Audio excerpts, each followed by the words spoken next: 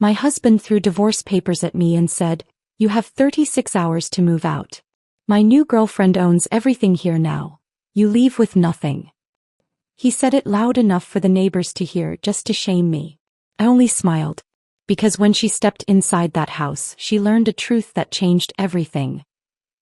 36 hours. That's how long my husband gave me to pack up 7 years of marriage and disappear from what he called his girlfriend's house. I'm Eliza Hartwell, and I was standing on my own front porch on a Thursday afternoon when Grant decided to make a public spectacle of throwing me out. He held divorce papers like they were a trophy, his voice loud enough for half the neighborhood to hear every word. "You leave with nothing, Eliza. Lydia owns everything here now." The neighbors were watching. Mrs. Patterson with her terrier, the Hoffmans mid-grocery unload, 2 kids on skateboards who'd stopped to witness the drama. Grant wanted an audience. He wanted them all to see me humiliated, defeated, broken. Before we continue, I want to thank you for being here to witness this journey of justice. If you believe that truth and documentation matter when facing betrayal, please consider subscribing. It's free and helps us reach more people who need these stories. Now let's see how this unfolds. But here's what Grant didn't know. While he'd been busy planning his grand exit with his 26-year-old personal trainer, I'd been planning something too. While he thought he was playing chess, I'd been studying the entire board. "When exactly did Lydia purchase this property?" I asked, my voice cutting through his performance. I must have missed that transaction. His confidence flickered. Just slightly. Just enough. Because the house he was throwing me out of, the home he claimed his girlfriend owned, it belonged to a trust he didn't know existed. And when Lydia stepped inside expecting to claim her prize, she was about to learn a truth that would destroy everything she'd built. I had 36 hours before she moved in. 36 hours to execute the plan I'd been preparing for 8 weeks. But to understand how I got here, standing on my own porch while my husband publicly discarded me like trash, you need to understand what the past 7 years looked like. You need to understand the life I thought I was building before I discovered it was all constructed on lies. Grant and I met at a networking event 9 years ago. He worked in wealth management, managing investment portfolios for clients who trusted him with their retirement funds and their children's college savings. I was a corporate contracts attorney, the person companies called when they needed someone to find the trapdoors hidden in seemingly straightforward agreements. We bonded over our shared understanding of financial structures and risk assessment. He made me laugh with stories about demanding clients. I impressed him with tales of contract negotiations that saved companies millions. Our wedding was elegant but not extravagant. 150 guests at a country club in Westchester, a honeymoon in Napa Valley, a shared commitment to building something solid and lasting. We bought the Ridgewood house 5 years ago, a colonial with good bones in a neighborhood where everyone knew everyone. Grant thought we bought it together. I'd actually purchased it through the Hartwell Family Trust using my inheritance from my grandmother's estate, but Grant never paid attention to those details. He assumed joint ownership because that's what married couples do, and I never corrected him because it didn't seem important at the time. My mother Margaret had insisted on the trust structure. She was a forensic accountant who'd spent 40 years tracking money through corporate labyrinths, finding the numbers people desperately wanted to hide. She raised me alone after my father died when I was 12, and she taught me to be thorough in everything, to look for patterns, to trust my instincts when something felt wrong, to always protect myself legally even when it seemed unnecessary. "Eliza," she'd said when I told her about buying the house, "always read what's not written on the page.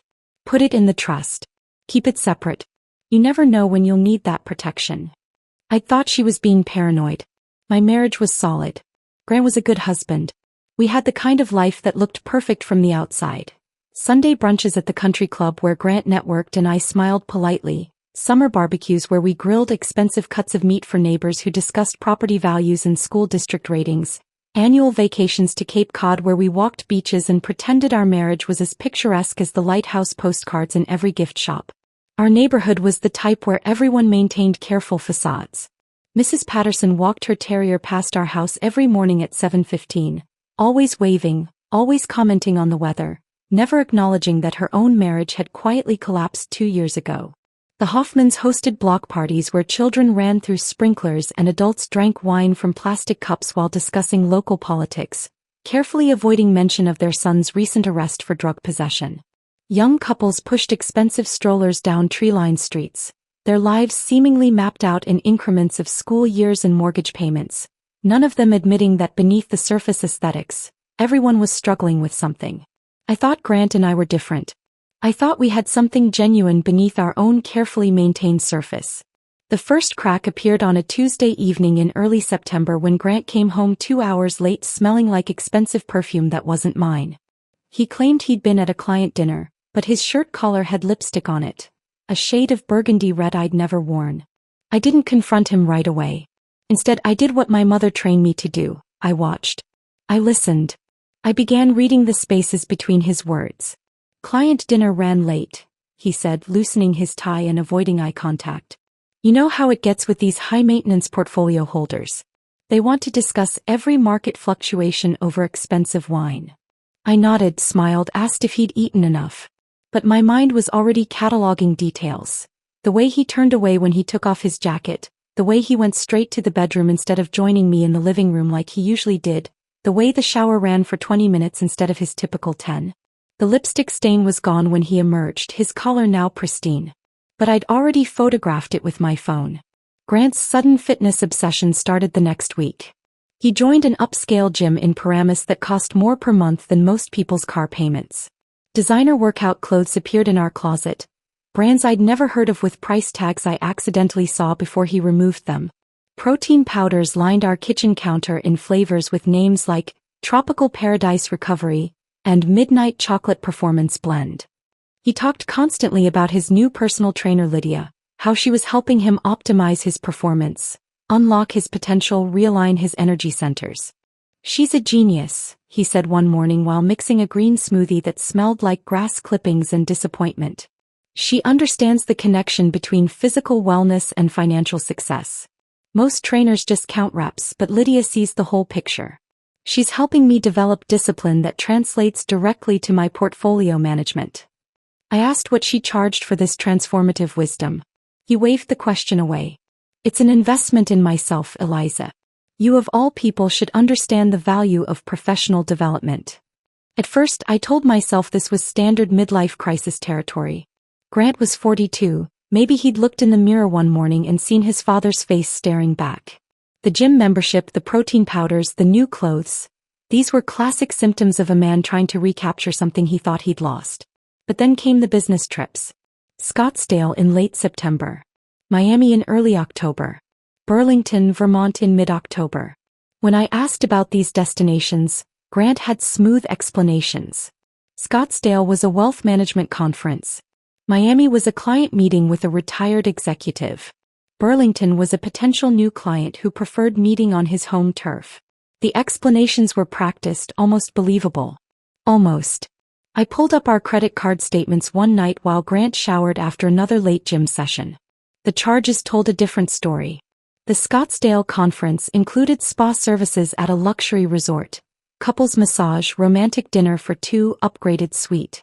The Miami client meeting featured boutique hotel charges and reservations at restaurants that specialized in intimate candlelit experiences.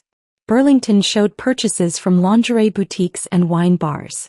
My stomach dropped, but my mind stayed sharp. This was what my mother had trained me for. The moment when emotions wanted to override logic, when hurt threatened to cloud judgment. I forced myself to breathe slowly, to think clearly, to document everything. I could have confronted him right then. Could have walked into that bathroom and thrown the credit card statements at him while he stood wrapped in a towel, vulnerable and caught. Could have demanded explanations, apologies, the truth. But my mother's voice echoed in my head. Never show your hand until you know the full game. So I started my own investigation. I accessed Grant's phone location through our family plan, a feature he'd forgotten we'd activated years ago. His patterns emerged quickly. The Paramus gym 5 days a week, yes, but also regular stops at an address in Hoboken, weekend trips to locations that didn't match any gym or office, midday departures to restaurants and hotels scattered across northern New Jersey. I reviewed 6 months of bank statements, highlighting every suspicious transaction. Grant had been withdrawing cash regularly, 500 here, 1,000 there, always in amounts calculated to stay beneath my notice threshold. Together they added up to nearly $20,000. Then I found the payments to LB Consulting, $15,000 over 4 months, listed as business advisory services. But when I searched for LB Consulting, I found nothing. No website, no business registration, no tax identification number. The company didn't exist. That's when I knew this wasn't just an affair. This was something more calculated, more organized, more dangerous. My mother came to visit that weekend. We sat in my kitchen drinking coffee while Grant was at the gym, and I told her everything. She listened without interruption, her forensic accountant's mind processing patterns and possibilities. Eliza, men like Grant don't just have affairs. They have patterns. If he's giving money to this woman, he's not the only one. Together we found Lydia Brennan's Instagram. Yoga poses on pristine beaches, green smoothies in aesthetically perfect glasses, inspirational quotes superimposed over sunrise photos. Her bio claimed she was a certified personal trainer and wellness coach building her business from the ground up. But the photos told a different story. Designer workout gear that cost hundreds per outfit. Luxury vacations to Bali, Tulum, the Maldives. A white Range Rover. Meals at restaurants where entrees started at $60. This isn't a struggling entrepreneur, my mother said quietly. This is someone with multiple income streams. Dig deeper. Find out who else is paying her bills. I spent the next 2 weeks building a complete profile of Lydia Brennan. I traced her digital footprint across platforms, followed her location tags, analyzed her posting patterns, cross-referenced her testimonials with public records. What I discovered made everything clear. Grant wasn't having an affair. He was being conned. And so were at least 4 other people whose names appeared on Lydia's website, praising her transformative training and life-changing guidance. The game was bigger than I'd imagined. And now, standing on my porch with 36 hours until Lydia moved into my house, I was ready to play it. I climbed the stairs to our bedroom with deliberate slowness, letting Grant stew on the porch with his audience of shocked neighbors. My briefcase felt heavier than usual, not from the contract documents inside, but from the weight of what I was about to set in motion. The bedroom looked exactly as it had that morning when I'd left for work. Our king-sized bed with the duvet Grant never learned to straighten properly. The dresser with his cologne bottles arranged like trophies. The closet where his designer workout clothes now outnumbered his business suits 3-1. Everything appeared normal, comfortable, unchanged. But nothing was normal anymore. I set my briefcase on the bed and pulled out my laptop. Through the window I could see Grant still standing on the front porch, his phone pressed to his ear. Probably calling Lydia to tell her about his triumphant eviction performance. Probably expecting praise for how decisively he'd handled his soon-to-be ex-wife.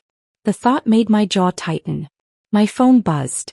A text from my mother. Is it happening today? I typed back, he just threw divorce papers at me on the front porch. Told the whole neighborhood I have 36 hours to leave Lydia's house. 3 dots appeared immediately, then, perfect. Execute the plan. I'm proud of you. I opened my laptop and pulled up the email I drafted 3 days ago. The subject line read, regarding Lydia Brennan's private training services. 4 email addresses sat in the recipient field. Rebecca Winters, Sarah Blackwood, Jennifer Ashford, and Marcus Chen. For people whose lives were about to intersect with mine in ways none of us could have predicted 2 months ago. The attachments were ready. Financial records showing Lydia's payment patterns from multiple sources, screenshots of her text conversations with each person that I'd obtained through less than conventional means, location data proving she was rotating between all 5 targets on a fixed schedule, and a timeline document that laid out her entire operation in color-coded detail. I reread the email body one final time. Dear Ms. Winters, Ms. Blackwood, Ms. Ashford, and Mr. Chin, I believe we share a common interest, and I think it's time we had a conversation about the specialized personal training program that has been enriching our lives and emptying our bank accounts. Please see the attached documentation. I suggest we speak this evening. Best regards, Eliza Hartwell. Professional. Direct. Impossible to ignore. I checked the time, 4:32 p.m. I'd planned to send this at 4:47 p.m., exactly the moment when most professionals were wrapping up their workday but hadn't yet left the office. Maximum chance of immediate reading, minimum chance of it getting lost in an evening email flood. Downstairs I heard the front door open and close. Grant's footsteps moved through the house. Heavy, agitated, purposeful. He was looking for me. I closed my laptop and waited. His footsteps climbed the stairs, paused outside our bedroom door, then continued down the hallway to the guest room. I heard drawers opening, the sound of something being moved. What was he doing? I stood and walked to the hallway. The guest room door was open and Grant was pulling suitcases down from the closet shelf. My suitcases, the matching set his parents had given us as a wedding gift. "I'm helping you get started," he said without looking at me. "You said you had questions about the property ownership, but that doesn't change the fact that you need to be out by Saturday afternoon. Lydia's moving truck is coming at 2 o'clock. The audacity of it, helping me pack to leave my own house." I leaned against the door frame and watched him pile suitcases in the hallway. "That's thoughtful of you, Grant. Though I'm curious about something." He finally looked at me, his expression wary. "What?" "These business consulting fees you've been paying to LB Consulting. $15,000 over 4 months. Can you explain what services you received for that investment?" His face went carefully blank, the expression he used with difficult clients when he was buying time to formulate an answer. "That's business development. Portfolio expansion strategies. It's complicated." "I'm a contracts attorney, Grant. I understand complicated. What I don't understand is why a business consulting firm has no website, no business registration, no tax identification number, and no professional presence anywhere online." "Lydia operates under a different business model," he said, his voice taking on a defensive edge. "Not everyone needs a traditional corporate structure to provide value." "Lydia." I let the name hang in the air between us. "So LB Consulting is Lydia Brennan.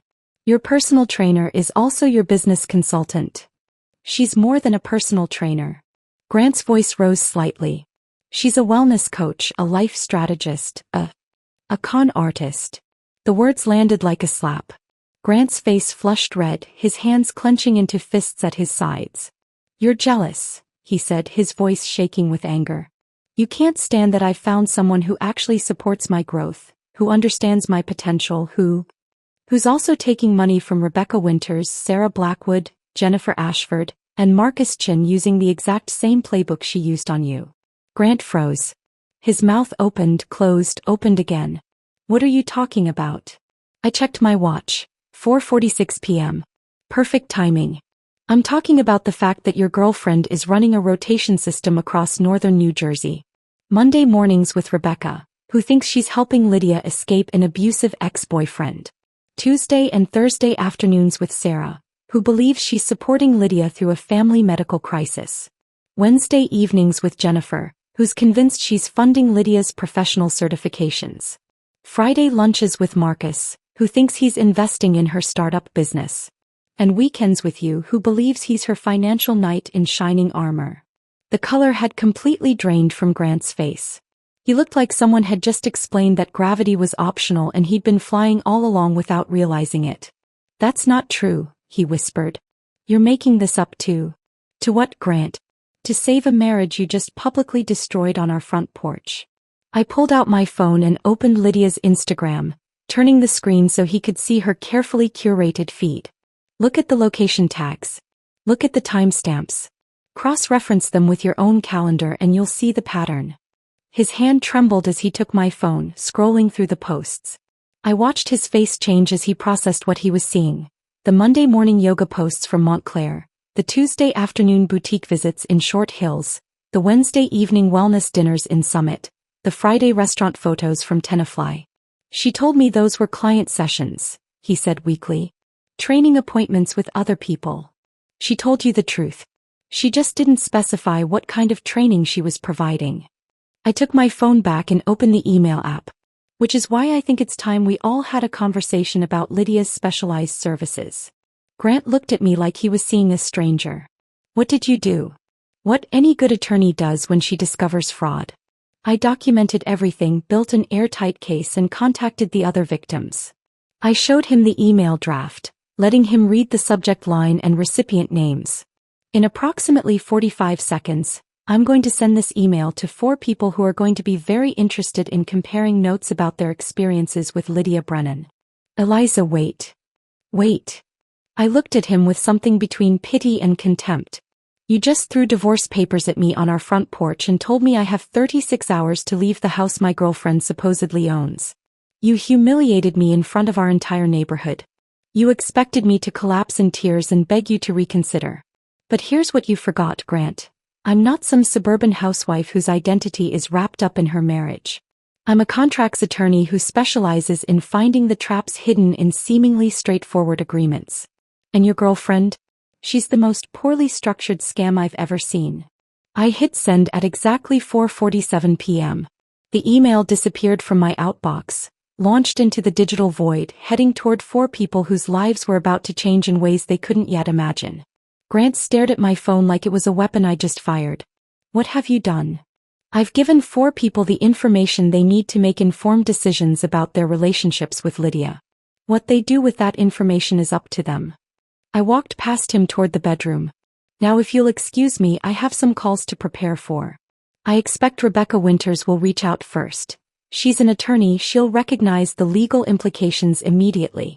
Sarah will probably call second, once she's had time to review the financial documentation. Jennifer and Marcus might take a bit longer to process. Eliza. Grant's voice cracked. If what you're saying is true. It is. Then she's been. He couldn't finish the sentence. I paused in the bedroom doorway and looked back at him standing in the hallway surrounded by my suitcases, his face the color of old newspaper, his expensive suit suddenly looking like a costume he'd borrowed for a role he didn't understand. You've been conned, Grant. Systematically, expertly, and completely. And in about 15 minutes, when your phone starts ringing with calls from 4 very angry people who've just discovered they were conned by the same woman, you're going to realize exactly how thoroughly your perfect plan has fallen apart. I closed the bedroom door, sat down at my desk, and opened my laptop. My phone was already starting to buzz with incoming notifications. The first call came at 5:03 p.m. Rebecca Winters. Right on schedule. I let it ring twice before answering. Ms. Winters. Thank you for calling so quickly. Her voice was controlled, but I could hear the fury underneath. Mrs. Hartwell. I received your email. These are serious allegations you're making. I'm a contracts attorney, Ms. Winters. I don't make allegations. I present evidence. Through the bedroom door I could hear Grant's phone ringing. Then ringing again. Then again. The next 36 hours were going to be very interesting. Rebecca Winters spoke with the precision of someone who'd spent years in courtrooms. Mrs. Hartwell, I'm a divorce attorney. I've seen every manipulation tactic in the book. What makes you certain this isn't just a misunderstanding or coincidence? I opened the folder on my laptop labeled LB Consulting Research. 8 weeks of investigation that told a story Grant couldn't even imagine. Ms. Winters, I'm going to share my screen with you. What you're about to see is documentation I've been compiling since early September. Through the bedroom door I could hear Grant's phone ringing constantly now. His voice carried up the stairs, confused and defensive as he tried to answer multiple calls. I pulled up the first document, Lydia's website testimonials page. 5 glowing reviews from satisfied clients. Rebecca Winters, divorce attorney. Sarah Blackwood, boutique owner. Jennifer Ashford, pharmaceutical executive. Marcus Chin, hedge fund manager. And Grant Hartwell, wealth management advisor. Rebecca's silence on the other end was heavy. Then, I wrote that testimonial 6 months ago. She asked me to share my transformation story. I thought I was helping her build credibility. You were helping her build a client list, I said. Look at the pattern. All 5 of you are married professionals with significant assets working in finance or high-level business. That's not coincidence. That's target selection. I heard her breathing change faster now. Send me everything you have. I want to see all of it. I'm sending it now, but I need you to understand something first. This investigation took me 2 months. I tracked her location patterns, cross-referenced credit card charges, accessed public records, analyzed social media activity. What I found is a systematic operation running across northern New Jersey with mathematical precision. My second call came through while I was still talking to Rebecca. Sarah Blackwood. I put Rebecca on hold and answered. Is this some kind of joke? Sarah's voice shook with barely controlled rage. Because if you're trying to blackmail me or... Ms. Blackwood, I'm not trying to blackmail anyone. I'm trying to show you that you're not alone in this situation. Can you tell me how much you've paid to LB Consulting over the past 7 months? Pause. That's private business information. Approximately $8,000. Payments described as business development consulting, correct. I pulled up Sarah's financial records, the ones I'd obtained through business registry public filings. Except LB Consulting isn't registered as a legitimate business entity. It's a shell name Lydia uses to collect payments that look professional on credit card statements. How do you know about my payments? Sarah's voice had shifted from angry to wary. Because I'm married to someone who's been paying the same non-existent company. And so have 3 other people. We're all funding different pieces of the same lifestyle. I spent the next 40 minutes walking Sarah and Rebecca through the evidence I'd compiled. The location tracking that showed Lydia's rotation schedule. Monday mornings in Montclair for Rebecca, Tuesday and Thursday afternoons in Short Hills for Sarah, Wednesday evenings in Summit for Jennifer, Friday lunches in Tenafly for Marcus, weekends in Ridgewood for Grant. She posts on Instagram from each location, I explained, pulling up screenshots. Monday morning yoga poses geotagged near Montclair with captions about starting the week with intention. The timestamps match perfectly with Rebecca's credit card charges. I pulled those from public court records in your divorce cases, Ms. Winters. Tuesday and Thursday posts from Short Hills showing her outside boutiques, talking about supporting local businesses. Sarah, your business credit card shows regular LB consulting payments on those exact dates. Sarah's voice came through tight with realization. She told me those were other client training sessions. She said she had a full schedule to build her business. She wasn't lying, I said. She just didn't specify what kind of business she was running. My phone buzzed with an incoming call from Jennifer Ashford. I added her to the conference line. Jennifer's voice was clinical, controlled. The tone of someone used to managing pharmaceutical crises. Mrs. Hartwell, I've reviewed the documentation you sent. These are serious allegations that require serious evidence. What's your source for the financial information? Public records, credit card statements obtained through legal channels, business registry filings, and location data from social media posts cross-referenced with known addresses. I pulled up the spreadsheet my mother had helped me create. I'm a corporate contracts attorney, Dr. Ashford. I know how to build a case that holds up under scrutiny. You mentioned wellness retreat expenses that I supposedly covered. How did you access that information? Through your pharmaceutical company's public financial disclosures. Professional development reimbursements are listed in quarterly reports. The dates match perfectly with Lydia's Instagram posts from Miami and Scottsdale. Trips she claimed were certification programs but were actually luxury vacations. I heard Jennifer's sharp intake of breath. I approved those reimbursements because she showed me certification program brochures. She needed advanced training in pharmaceutical-grade nutrition planning. Did you verify those programs existed? Silence. That's what I thought, I said softly. She's very good at showing just enough documentation to make the lie believable. Marcus Chin joined the call at 5:47 p.m., his hedge fund manager's voice carrying the kind of controlled tension that comes from managing billions in volatile markets. Someone better explain why I'm on a conference call with 4 strangers discussing my personal training sessions. Mr. Chin, we're not strangers, Rebecca said, her attorney's voice cutting through. We're all marks in the same con. And Mrs. Hartwell has documentation that proves it. I walked Marcus through the same evidence, watching the pieces click together for him the way they had for the others. The startup investment he'd made in Lydia's wellness business. Money that went straight into high-yield savings accounts I'd traced through public financial disclosures. The Friday lunch dates he thought were private mentorship sessions. Actually scheduled appointments in a rotation system. She told me I was the only person who understood her vision, Marcus said quietly. She said everyone else just saw her as a trainer, but I saw her as an entrepreneur. She told Grant he was the only person who understood her spiritual journey, I replied. She told Rebecca that she'd never felt safer with anyone. She told Sarah they were going to build an empire together. She told Jennifer that their connection was transforming her understanding of wellness. She customized the con for each target. By 6:15 p.m., I had all 4 of them on the line, processing the reality that they'd been systematically deceived by the same woman. How did you figure this out? Rebecca asked. Most people don't have the resources or skills to conduct this kind of investigation. My mother is a forensic accountant, I said. She taught me to follow money trails and look for patterns. When I found the LB consulting payments and couldn't locate any legitimate business registration, I knew something was wrong. The testimonials on Lydia's website gave me the other names. Everything else was just methodical research. Research, Sarah repeated. You make it sound simple. It wasn't simple.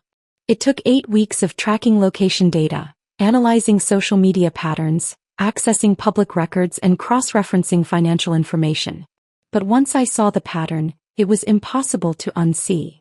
My mother had helped with the deepest digging, tracking down Lydia's real address in Bloomfield, not the Hoboken apartment Rebecca was paying rent on. That Hoboken apartment was Lydia's actual living space, funded by one Mark while she claimed it was her private training studio. The white Range Rover was registered in Lydia's name but insured through Sarah's business. The wellness retreats were real trips, just not for the certification programs she'd claimed. She's built an entire lifestyle on our money, Jennifer said, her clinical tone cracking slightly. And we've been helping her do it. The most damaging evidence was sitting in a separate folder on my desktop.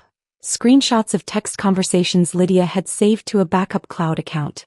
I'd found them through a reverse lookup service after discovering she'd used the same email address across multiple accounts under slight name variations. There's something else you need to see, I said carefully. Lydia kept records of your conversations with her. Screenshots, probably as insurance or leverage.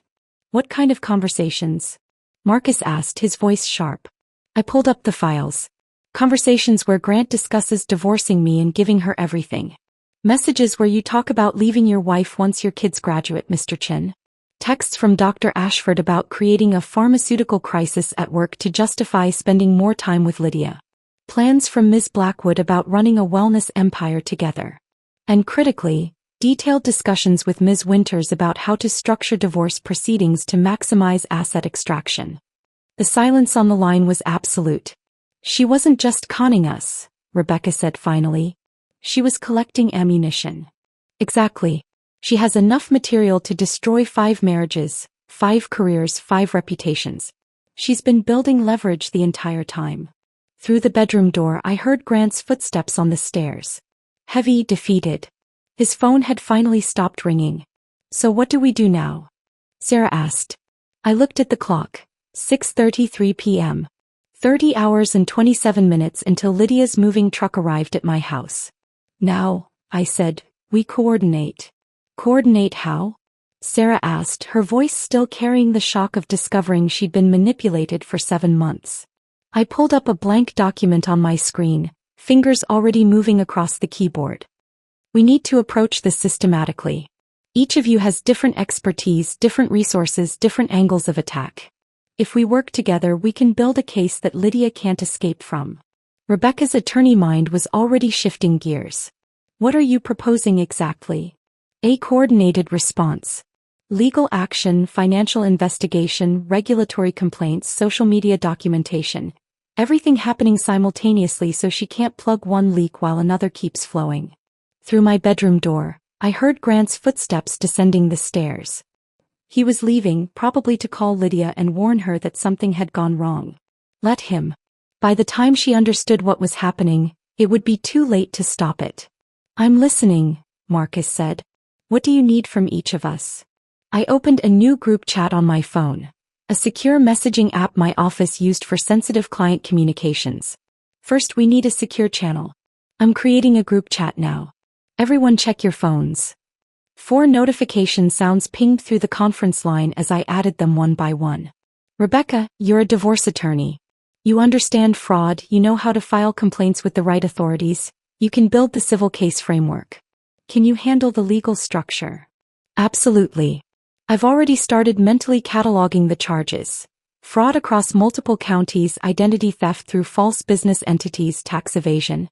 If she's been collecting this much unreported income, the IRS is going to be very interested. Good. Sarah, you run multiple businesses. You understand social media, branding, online presence. Can you document everything on Lydia's platforms before she has a chance to delete it? Sarah's voice came through sharper now, focused. I can do better than that. I have software that captures entire websites in real time.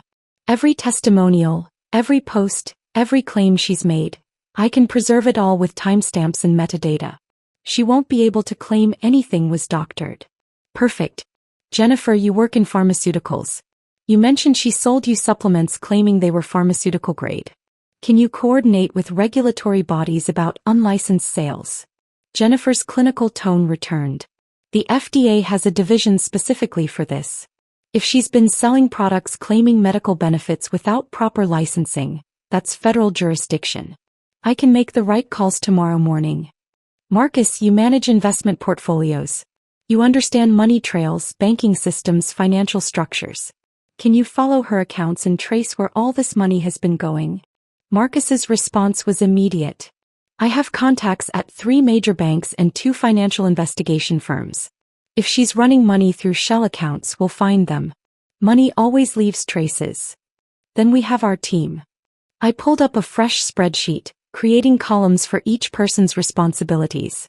We move fast, we stay coordinated, and we don't give her time to cover her tracks. Rebecca's voice cut through with the precision of someone who'd managed hundreds of legal cases. We need to establish rules of engagement. Complete transparency. Anything we discover gets shared immediately with the group. No solo moves that might compromise someone else's angle. And we document everything with the assumption it might end up in court. Agreed, I said, typing notes into the group chat. Sarah, start with her Instagram, Facebook, LinkedIn, anything with a digital footprint. Capture everything tonight. Already on it. I'm screen recording her entire Instagram feed as we speak. Jennifer, draft an outline of what you know about her supplement sales. Product names, claims she made, prices she charged, any documentation she provided about certifications or licensing. I have emails going back 4 months. I'll compile them into a single file with summaries. Marcus, pull together everything you have on the money you invested in her supposed startup. Bank transfers, wire receipts, any business plans or financial projections she showed you. I'll have it ready within an hour. Rebecca, start drafting the legal framework. What agencies need to be contacted, what forms need to be filed, what timeline we're looking at for official complaints. On it. Though I should warn you, once we file official complaints, this becomes public record. Everyone's involvement will be documented. I heard the weight of that statement settle over the call. These were successful professionals with reputations to protect, careers that could be damaged by association with a fraud scandal. I understand that's a risk, I said carefully. But consider the alternative. If we don't stop her, she continues this operation. She finds new targets. More people lose money, more families get destroyed. We have the power to end this, but only if we're willing to accept some short-term embarrassment for long-term justice. Marcus spoke first. I'm in. My marriage is already damaged. My wife is going to find out eventually. Better she hears it from me while we're taking action than discovers it later when more harm has been done. Sarah followed. My business can weather this. I'd rather be known as someone who caught a con artist than someone who got played and did nothing about it.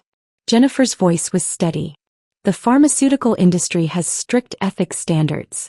Coming forward about this demonstrates integrity, not weakness. I'm prepared to accept the consequences. Rebecca's response carried the weight of someone who'd seen countless cases. As an attorney, I should have known better. But that's exactly why I need to be part of stopping this. If I can be fooled, anyone can. This isn't about protecting my ego, it's about preventing future victims. My bedroom door opened. Grant stood in the doorway, his face pale, his expensive suit rumpled. He looked like someone who'd aged 10 years in 2 hours. Eliza, we need to talk, he said quietly. I held up one finger, signaling him to wait. Ladies and gentlemen, I need to pause for a moment. Keep working on your respective tasks. I'll check the group chat in 30 minutes with updates. Understood, Rebecca said. We'll coordinate through the chat. I ended the conference call and looked at Grant. He walked into the room and sat on the edge of our bed, his hands clasped between his knees. I called Lydia, he said. His voice was hollow, defeated. She's not answering. I've left 6 messages. I texted her. Nothing.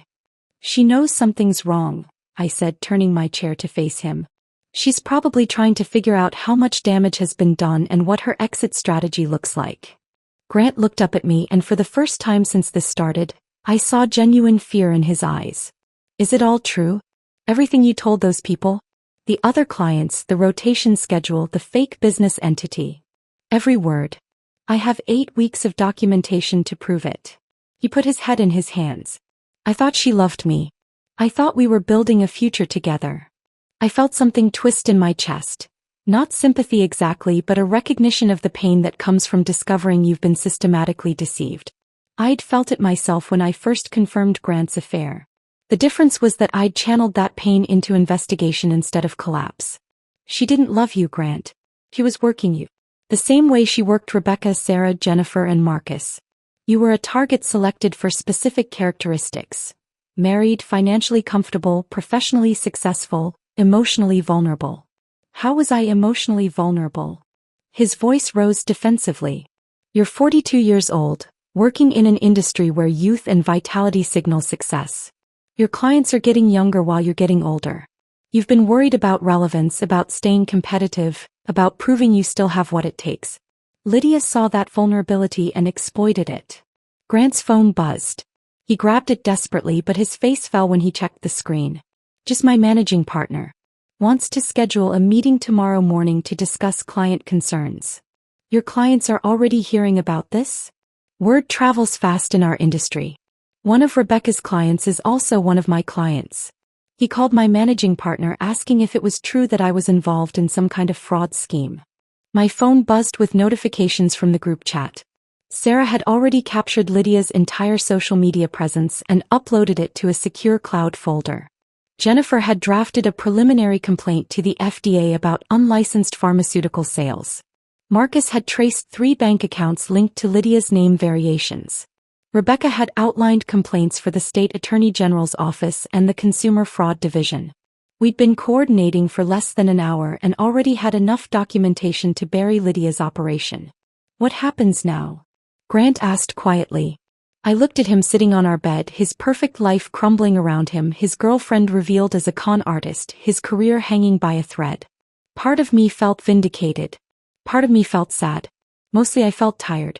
Now we finish what we started. Rebecca files complaints tomorrow morning. Jennifer contacts the FDA. Sarah preserves all the digital evidence. Marcus traces every dollar.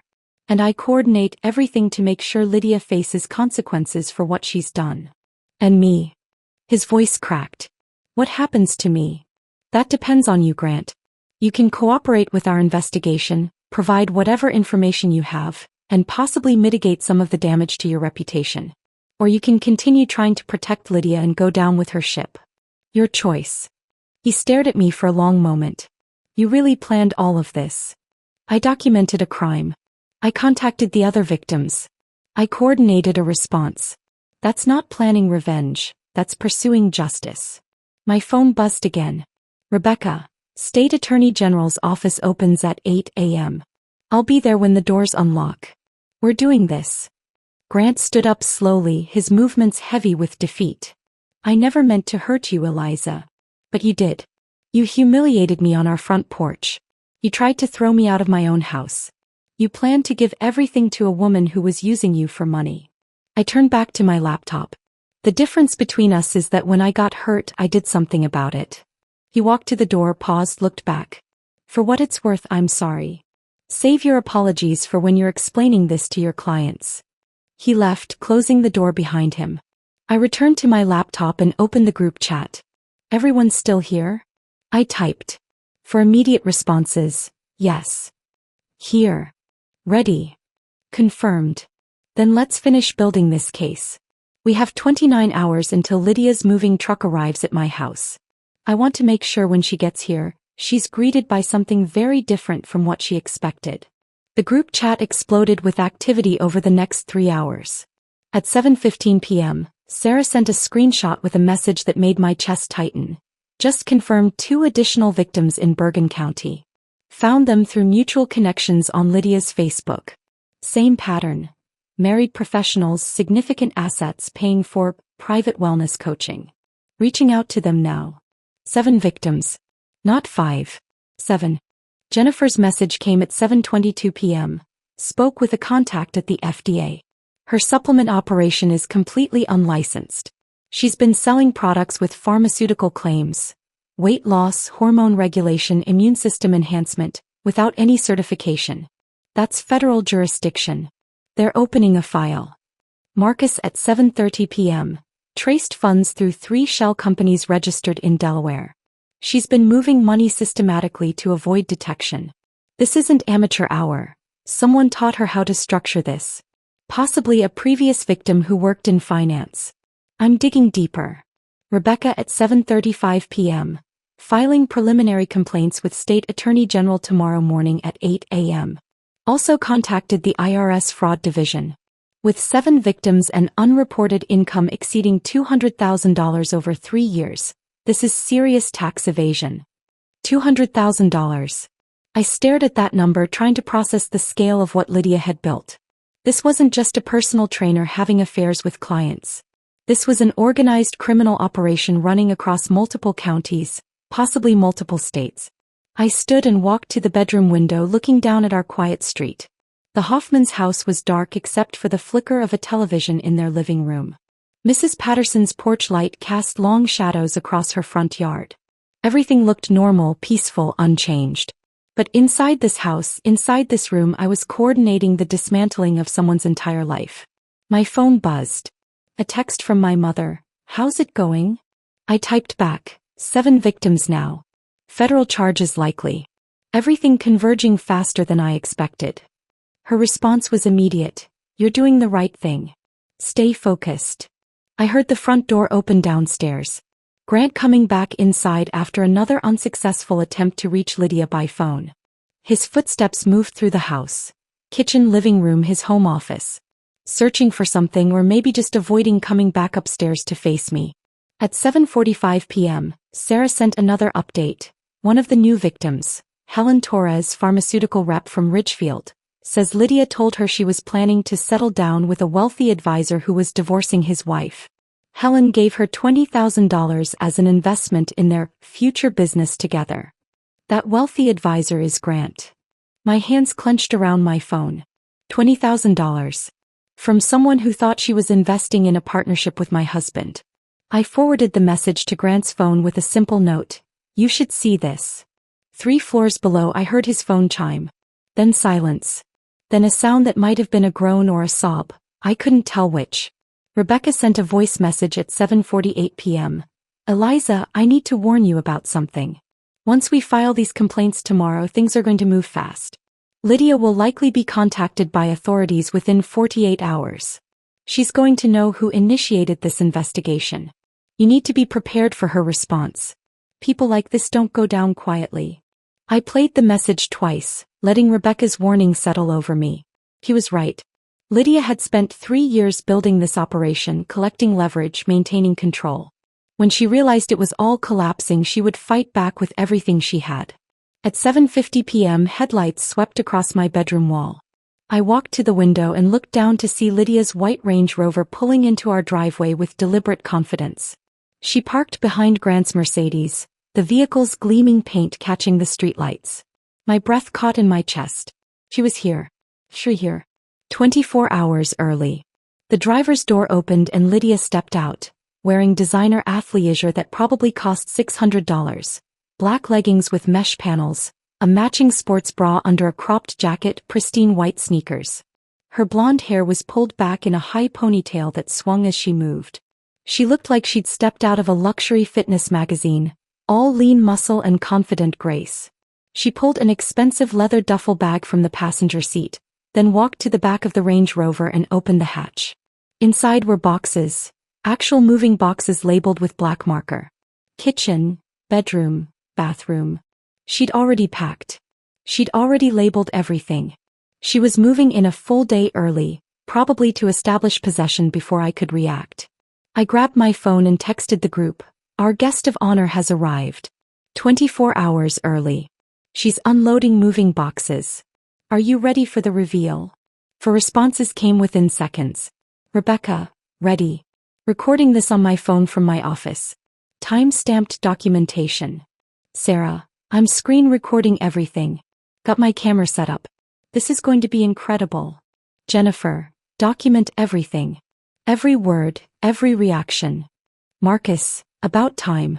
Let's end this. From downstairs, Lydia's voice rang out with practiced cheerfulness. "Grant, honey. I'm here. I know I'm early, but I couldn't wait another day. Should I start bringing my things in, or do you want to help me carry the boxes?" I heard Grant's footsteps moving quickly toward the front door. His voice was strained, uncertain. "Lydia, wait. We need to talk first." "Talk about what?" Her voice had that breathy quality she used when she wanted to sound vulnerable and appealing. "About our future? About finally being together? Grant, I've been so excited. I've already started planning how to redecorate. I think we should paint the living room a softer color, maybe add some plants, create a wellness space." "Lydia, something's happened." "Something with..." I appeared at the top of the stairs, my phone in hand, my expression carefully neutral. "Something with me," I said, my voice carrying down to the foyer with perfect clarity. "Something with the email I sent to Rebecca Winters, Sarah Blackwood, Jennifer Ashford, and Marcus Chun about 3 hours ago." Lydia looked up at me, her expression flickering between confusion and calculation. She set down the duffel bag slowly, her body language shifting from eager to wary. Well, I continued, descending the stairs with deliberate slowness. "Lydia Brennan. Or should I call you by one of your other professional names? Though I suppose at this point, we should stick with your legal name since that's what will be on all the official documents." The effect was immediate and deeply satisfying. Lydia's confident smile froze, her face going through a rapid series of micro-expressions: surprise, concern, calculation, fear. Grant turned toward me with a look that said he was rapidly rethinking every decision he'd made in the past 6 months. "Eliza, I thought you'd be packing," Grant managed to say, though his voice had lost all its earlier conviction. I reached the bottom of the stairs and pulled out my phone, opening my email app and holding it so they could both see the screen clearly. "Oh, I've been very busy tonight, just not with packing. In fact, I've been on a fascinating conference call coordinating with some people who are extremely interested in meeting you, Lydia." Lydia's hand moved to her throat, a unconscious gesture of someone feeling exposed. "I don't know what you're talking about." "Really? Rebecca Winters doesn't ring a bell? The divorce attorney who's been paying rent on your Hoboken apartment for 9 months." I scrolled through my phone.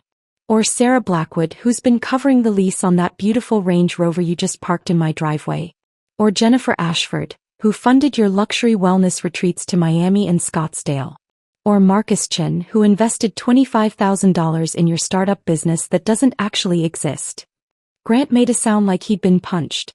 Lydia's face had gone completely pale, her eyes darting between me and the front door like she was calculating escape routes. "You're confused," Lydia stammered, but her practiced composure was cracking like ice under pressure. I took another step toward her, my voice dropping to something quiet and dangerous. "I'm not confused.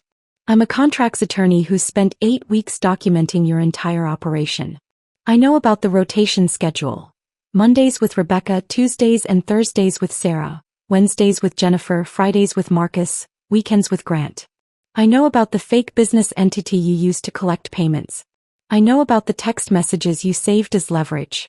I know about Helen Torres and the $20,000 she gave you as an investment in her future with my husband." Lydia's hand dropped from Grant's shoulder like she'd been burned.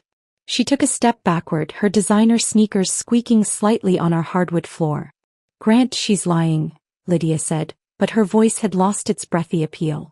"She's trying to destroy us because she's jealous. Because she knows we have something real." My phone rang, the sound cutting through the tension like a knife. I answered it on speaker because if I was going to destroy someone's carefully constructed empire, I might as well do it with theatrical precision. "Eliza, it's Rebecca Winters. I'm here with the others." I held the phone between us so Grant and Lydia could both hear clearly. "Hello, Rebecca. Perfect timing. Lydia just arrived at my house. 24 hours early. She's already unloading moving boxes." Rebecca's voice came through crisp and professional. "How interesting. Lydia, if you can hear me, I want you to know that I've just finished filing preliminary complaints with the State Attorney General's office, the Consumer Fraud Division and the IRS. I thought you might want to know what's coming." Lydia's face progressed from pale to gray to a sickly green color.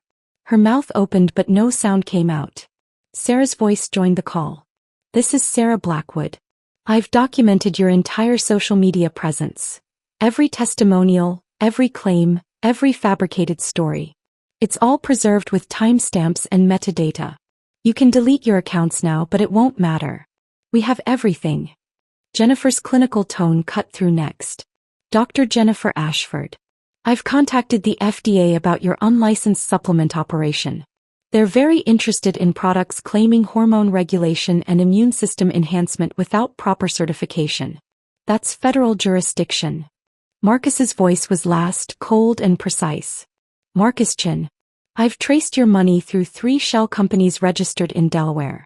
The IRS is going to be fascinated by $200,000 in unreported income over 3 years.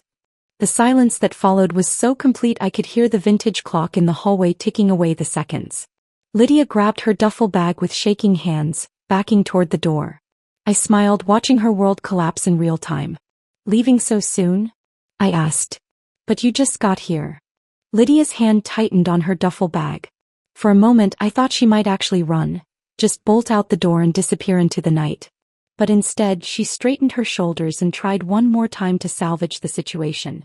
This is all a misunderstanding, she said, her voice losing that breathy quality and becoming harder, more calculating. Eliza, I don't know what Grant told you about our relationship, but you're clearly confused about. Confused. I stepped closer, my phone still in my hand with the property records clearly visible on the screen. Let me clear up any confusion. Rebecca has been paying $9,000 over 9 months for what you told her was rent on your private training studio. That studio is actually your Hoboken apartment, the one you live in. She thought she was helping you maintain a professional space. She was actually paying your rent. Lydia's jaw clenched. That's not. Sarah has been covering a $450 monthly lease on the Range Rover you drove here tonight. For 7 months. That's $3,150. You told her it was a joint business investment, that you'd be using the vehicle to transport equipment and travel to client locations for your expanding wellness empire. I could see the calculation happening behind Lydia's eyes. She was trying to figure out how much I actually knew, whether she could still talk her way out of this. Jennifer funded 6 trips over 8 months. Miami, Scottsdale, Sedona, Tulum, Santa Fe and Costa Rica. Total cost, approximately $18,000. You told her they were advanced certification programs in pharmaceutical nutrition. They were luxury vacations. Grant had gone completely silent, his face the color of old newspaper. He stood frozen in the middle of our foyer like someone who'd just watched their entire understanding of reality collapse. Marcus invested $25,000 in your startup wellness business. You showed him a business plan, financial projections, market analysis. None of it was real. The money went into savings accounts you've been building for 3 years. And Grant, I turned to look at my husband, paid $15,000 to LB Consulting for business advisory services. Except LB Consulting doesn't exist as a registered business entity. That money funded your day-to-day expenses. Groceries, utilities, shopping, entertainment. He thought he was helping you build an empire. He was paying your bills. Lydia's face had gone from pale to flushed, anger replacing panic. You have no right to. To what? To investigate fraud? To contact other victims? To document a criminal enterprise? I held up my phone. I have every right. I'm a victim too, Lydia. You've been sleeping with my husband, taking his money and planning to move into my house. That gives me every right. Through the phone speaker I could hear Rebecca typing. Eliza, I'm adding something to the group chat. Evidence that just came through from one of the new victims, Helen Torres. My phone buzzed. I opened the group chat and saw a series of screenshots. Text messages between Lydia and Helen, dated over the past 4 months. Grant, you should see this, I said, turning my phone toward him. He took it with shaking hands, scrolling through the messages. I watched his face change as he read Lydia's words to another woman. I've finally found someone who understands me. A successful financial advisor who's ending his marriage. We're going to build something beautiful together. A wellness empire that combines his business expertise with my coaching. He's giving me everything, his house, his support, his future. I just need a little help getting established first. Grant's voice was barely a whisper. You told her I was giving you my house. Our house, Lydia corrected automatically, then seemed to realize her mistake. I mean the house you said we'd live in together. The house I never owned, Grant said, his voice hollow. The house that belongs to Eliza's family trust. You built your entire plan around something that was never mine to give. Marcus's voice came through the phone speaker, cold and analytical. That's the fatal flaw in her operation. She's been promising each of us a different future. Retirement together, business partnership, spiritual connection, financial empire. But she never verified the actual assets. She assumed based on lifestyle and appearance. Classic con artist mistake. Greed overcomes due diligence. Lydia's mask finally cracked completely. The carefully constructed wellness influencer persona shattered, and what emerged was something harder, more desperate. You have no idea what it's like, she said, her voice shaking with rage. To watch people like you live in houses like this, drive expensive cars, take vacations, spend money like it's nothing. I worked hard for everything. I built relationships, I provided value, You ran a con, Rebecca's voice cut through from the phone. You systematically targeted married professionals, identified their vulnerabilities, customized emotional manipulation for each person, and extracted money under false pretenses. That's not building relationships. That's fraud. Sarah's voice joined in. I believed you when you said you were struggling. I wanted to help. I gave you access to my business accounts because I thought we were partners. You betrayed that trust. Jennifer's clinical tone was devastating in its precision. The supplements you sold me contained undisclosed ingredients. I had them tested after reading Eliza's email. They're not just unlicensed, they're potentially dangerous. People could have been seriously harmed. Lydia's eyes darted between the phone, the door, Grant, and me. She was cornered and she knew it. This is entrapment, she said, grasping at anything. You coordinated this attack, you conspired against me. Victims coordinating a response isn't entrapment, Rebecca said. It's justice.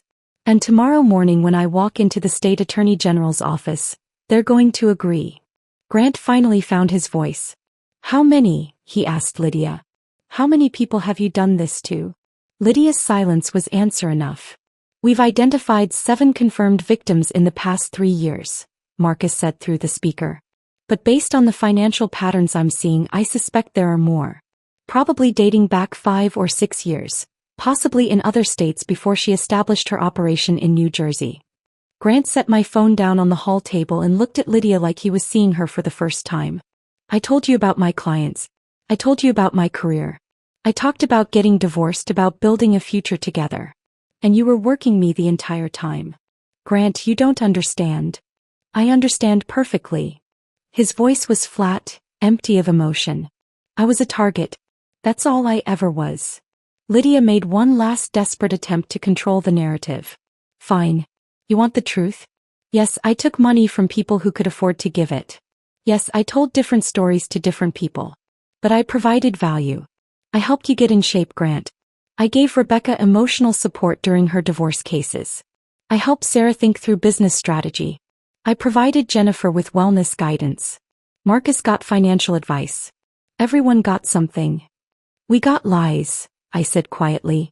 Carefully constructed lies designed to extract maximum value. You studied each person, figured out what they needed emotionally, and sold them a fantasy while taking their money. Rebecca's voice came through with finality. Lydia, I've been a divorce attorney for 15 years. I've seen every manipulation tactic, every justification, every rationalization. What you just said, claiming you provided value while admitting you ran a con, that's going to look very bad in court. I'd recommend you stop talking and contact a lawyer. The fight went out of Lydia all at once. Her shoulders slumped, her carefully maintained posture collapsing. She looked suddenly smaller, younger, less like the confident wellness influencer and more like someone who'd been caught doing something terrible. I need to leave, she said quietly. That's the first honest thing you've said tonight, I replied.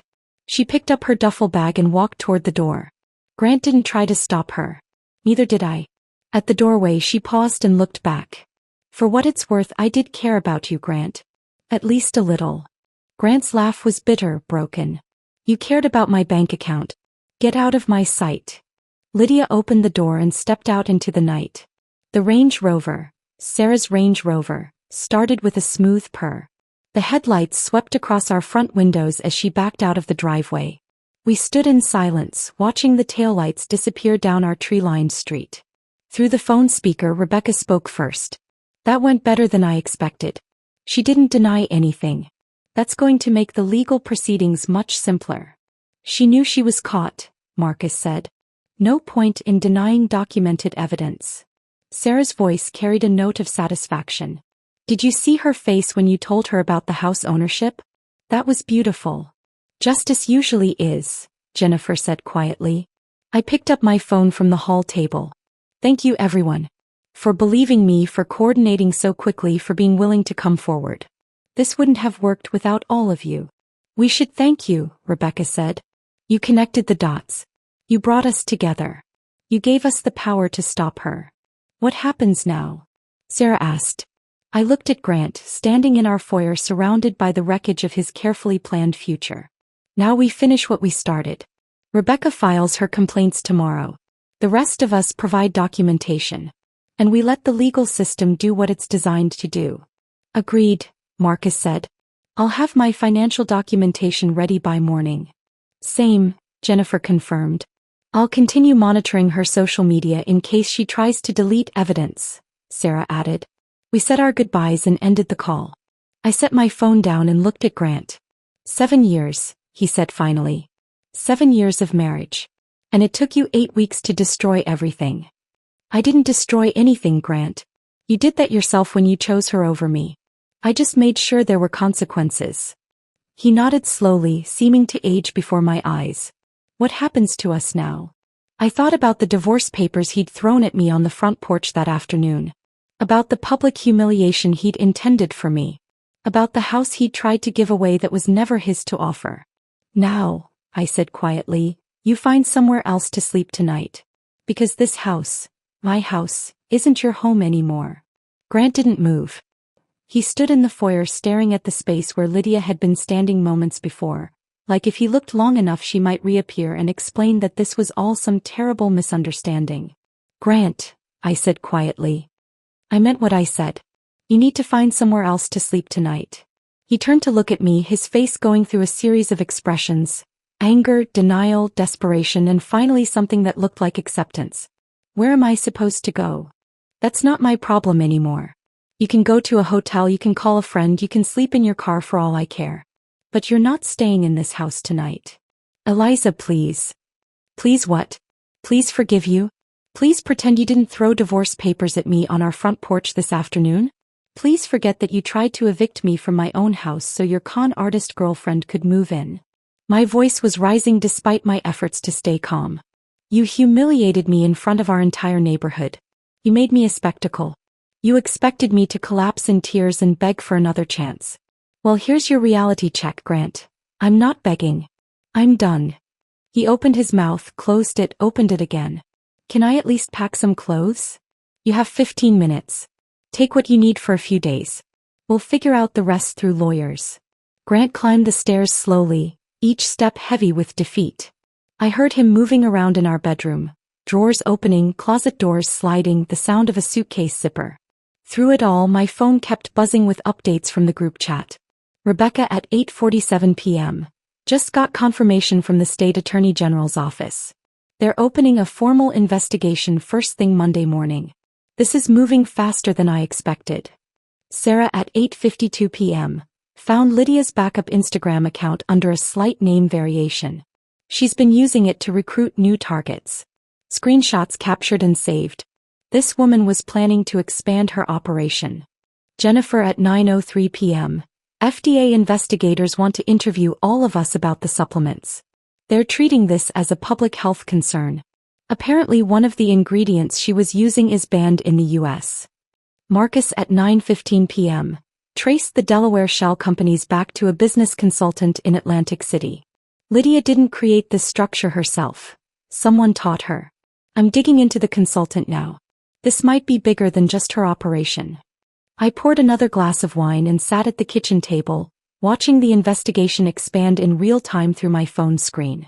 What had started as my private discovery of my husband's affair had transformed into something much larger. A coordinated takedown of a criminal enterprise that had been operating for years. My mother called at 9:23 p.m. I answered immediately. How did it go? She asked without preamble.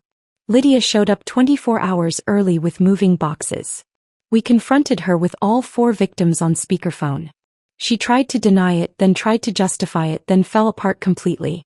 She left about an hour ago. And Grant? Packing a suitcase upstairs. I told him to leave tonight. There was a pause on the line. How are you holding up? I looked around my kitchen. My kitchen in my house, that Grant had tried to give away to a woman who'd been using him for money. Honestly, I'm exhausted, but also relieved. Like I've been holding my breath for 8 weeks and can finally exhale. That's the adrenaline wearing off. The emotional processing will come later. Be prepared for that. I know. I took a sip of wine. Mom, thank you for teaching me to look for patterns, to document everything, to stay calm when emotions wanted to take over. None of this would have worked without those skills. You did the hard part, Eliza. I just gave you the tools. What you built with them, that was all you. Grant came downstairs carrying a large suitcase and a garment bag. He set them by the front door and stood there awkwardly, like he was waiting for permission to leave his own home.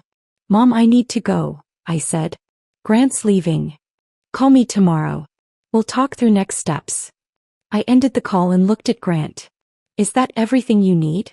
For now. He hesitated. Eliza, I know I don't have the right to ask this, but can we talk about the divorce? About how we handle this? We handle it through attorneys. Rebecca Winters gave me a referral to a colleague who specializes in divorce cases involving financial misconduct. I'm calling her Monday morning. Financial misconduct? You're going to claim you paid $15,000 to a fake business entity using marital funds to support your affair partner. That's textbook financial misconduct, Grant. Your attorney will explain the implications. His face crumpled. I never meant for any of this to happen. But it did happen. You chose Lydia over me. You chose to believe her lies over the reality of our marriage. You chose to humiliate me publicly instead of having an honest conversation. Those were your choices, Grant. Now you get to live with the consequences. He picked up his suitcase and garment bag. Where do we go from here? You go to wherever you're staying tonight. I stay here in my house. Our attorneys communicate about asset division and divorce terms. And we both try to salvage whatever pieces of our lives are still intact. Grant walked to the door, opened it, paused. For what it's worth, I am sorry. I was an idiot. I let myself get played because I wanted to believe someone saw something special in me. She did see something special in you, Grant. She saw a target with accessible funds and emotional vulnerabilities. That's what con artists do. They find people who want to be seen as special and they sell them that fantasy. He nodded slowly, stepped through the doorway and walked to his Mercedes.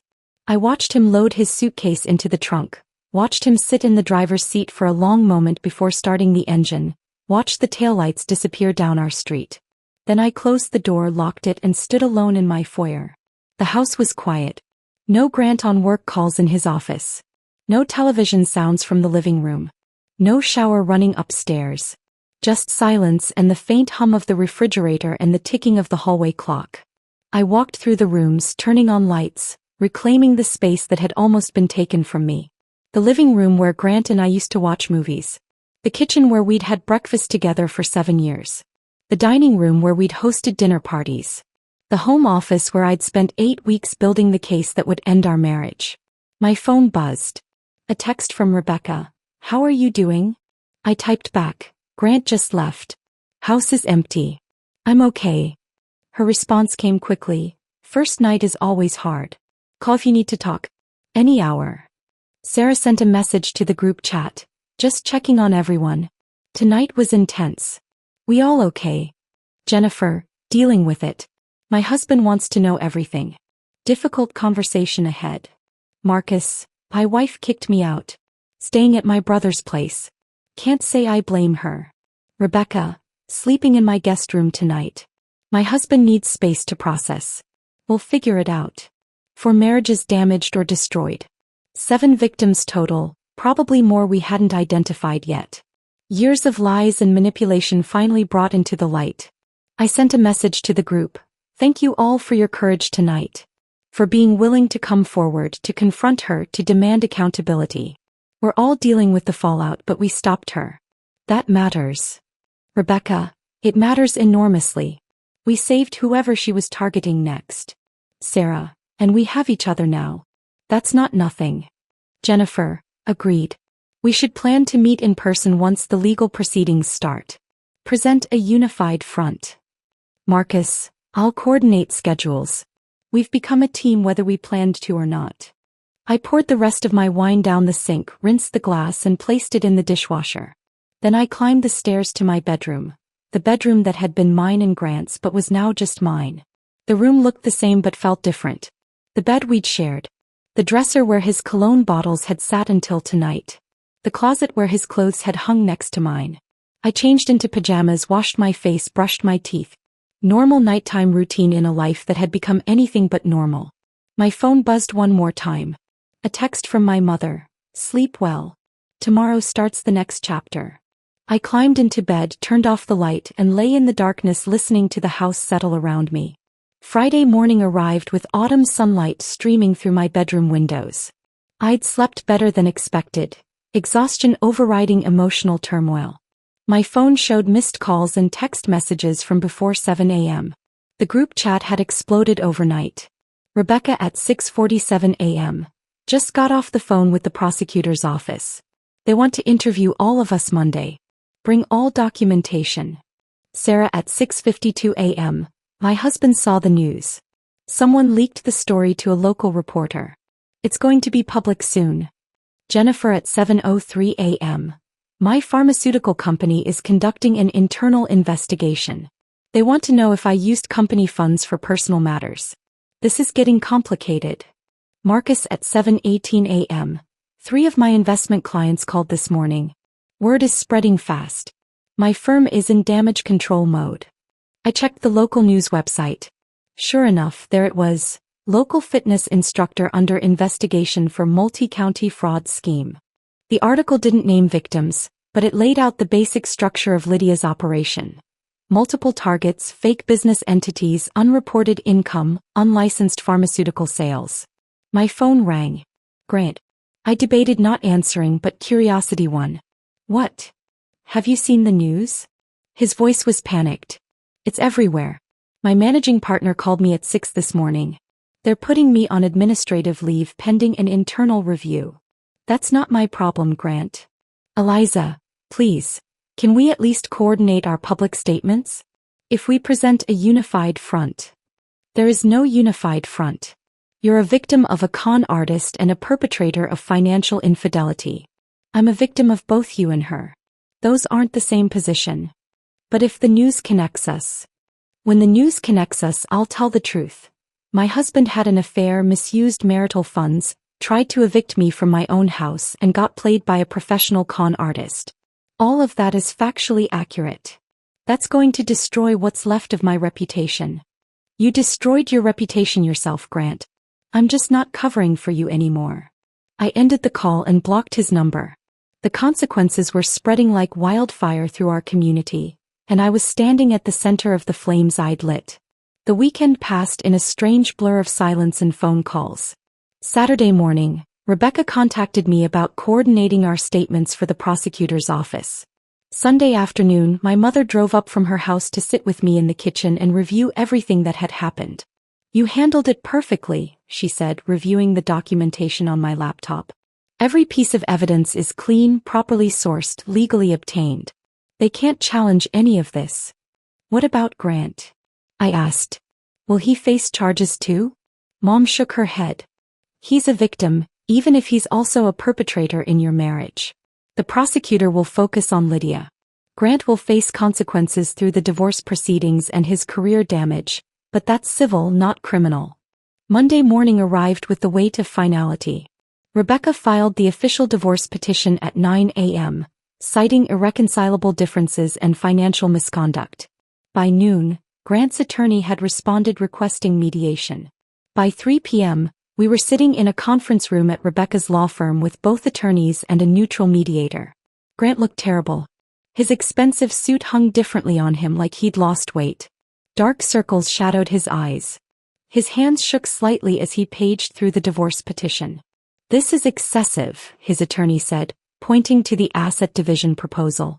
Mrs. Hartwell is requesting 3/4 of liquid assets, full ownership of the marital residence, and The marital residence was never marital property, Rebecca interrupted smoothly.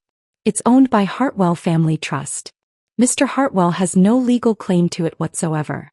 As for the liquid assets, we're prepared to demonstrate that Mr. Hartwell misused marital funds totaling $15,000 to support his affair partner's fraudulent operation.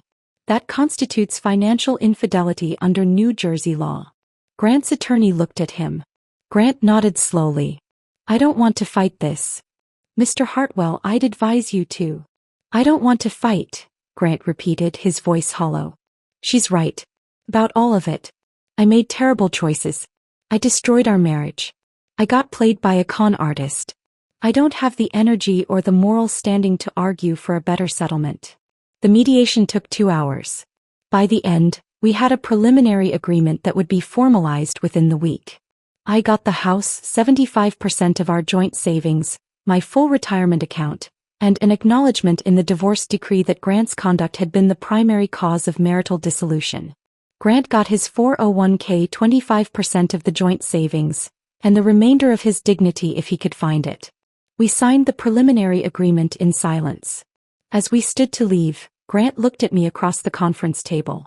I hope you find someone better, he said quietly. Someone who actually deserves you. I didn't respond. There was nothing left to say. The legal proceedings against Lydia moved faster than anyone expected. By late October, the State Attorney General's office had built a comprehensive case incorporating testimony from 7 victims, financial records spanning 3 years, and evidence of systematic fraud across 4 counties. Lydia hired an attorney who tried to negotiate a plea deal. The prosecutor's office refused. They wanted this case to go to trial as a warning to others running similar operations. In November, Rebecca's law firm filed a class action civil suit on behalf of all identified victims. The lawsuit sought full restitution of all funds obtained through fraudulent means, plus damages for emotional distress and punitive damages to deter similar conduct. Marcus's financial investigation revealed that Lydia had been running variations of this con for 6 years, starting in Pennsylvania before moving to Connecticut and finally settling in New Jersey. The total amount of unreported income exceeded $400,000. The IRS filed separate charges for tax evasion. By December, Lydia's attorney was advising her to accept a plea agreement. She refused, apparently believing she could convince a jury that her victims had willingly given her money and that the relationships were genuine. Her trial was scheduled for March. Meanwhile, my life was rebuilding itself in unexpected ways. The divorce was finalized in early February, 4 months from the Thursday afternoon when Grant had thrown papers at me on the porch. The final decree awarded me everything Rebecca had negotiated, plus a clause prohibiting Grant from claiming any future interest in the house or my inheritance. My career had taken an interesting turn. Word had spread through legal circles about how I'd coordinated a multi-victim fraud investigation using public records research and strategic victim coordination. 3 law firms had contacted me about consulting on similar cases. A legal technology company wanted me to develop training materials for attorneys on recognizing and documenting financial fraud. I'd also started teaching that continuing education course I'd designed, Financial Fraud in Personal Relationships, Recognition, Documentation, and Legal Response. The first session had 23 attorneys enrolled. The second session had a waiting list. Rebecca, Sarah, Jennifer, Marcus, and I continued meeting monthly for dinner. What had started as a coordination group had evolved into genuine friendship. We'd been through something intense together, and that created bonds that normal social interactions couldn't match. At our February dinner, Sarah announced she was divorcing her husband. Not because of Lydia, she explained. Because the whole situation made me realize I'd been ignoring problems in my marriage for years. Sometimes it takes a crisis to see clearly. Jennifer shared that her husband had moved out but they were trying therapy. I'm not sure if we'll make it, she said honestly. But I need to know we tried everything before making a final decision. Marcus's marriage had survived, surprisingly. My wife said she'd already suspected I was having an affair, he told us. Finding out I was being conned instead of being unfaithful actually made it easier to forgive. We're in counseling but we're committed to rebuilding. Rebecca's marriage was also in counseling with cautious optimism about the outcome. My husband understands that I was vulnerable after handling so many difficult divorce cases. she said. Lydia targeted that vulnerability expertly. He's hurt, but he's willing to work through it. I was the only one whose marriage had completely ended. But I was also the only one who felt entirely at peace with that outcome. Grant had moved to a corporate apartment in Newark and was slowly rebuilding his client base. 3 clients had left him entirely. 5 had stayed, willing to give him another chance. He'd taken a salary cut to maintain his position at the firm, agreeing to additional oversight of his accounts and client interactions. He'd sent me an email in January. Not a request to reconcile, just an acknowledgement of what he'd lost and an apology for the pain he'd caused. I'd read it once and then deleted it. Some apologies come too late to matter. In March, Lydia's trial began. All 7 victims testified over 3 days. The prosecution presented financial records, text messages, social media evidence, and testimony from the business consultant in Atlantic City who'd taught Lydia how to structure her operation. The jury deliberated for 6 hours. They found her guilty on all counts: fraud, identity theft, tax evasion, and unlicensed pharmaceutical sales. Her sentencing was scheduled for April. She faced a minimum of 3 years in prison, potentially up to 7 depending on the judge's assessment of her conduct. The civil lawsuit was settled out of court when Lydia's attorney finally convinced her she would lose everything if it went to trial. She agreed to full restitution to all victims. Payments that would continue for 20 years after her release from prison, garnished directly from any wages she earned. My mother came to visit the weekend after the verdict. We sat in my kitchen, the same kitchen where this had all started, drinking coffee and talking about justice. You did something important, she said. Not just for yourself but for everyone she victimized. And for everyone she might have victimized in the future. I just connected the dots, I said. Anyone could have done it. But you did do it. That's what matters. I looked around my kitchen, my house, my space. Everything was quiet, peaceful, mine. For months had felt like forever when I was living through it. Now sitting here with my coffee and my mother's approval and my hard-won peace, it felt like the fastest transformation of my entire life. I'd gone from humiliated wife being publicly evicted to divorced woman rebuilding her life on her own terms. I'd coordinated a multi-victim investigation that brought down a criminal enterprise. I'd turned a moment of public shame into a masterclass in strategic justice.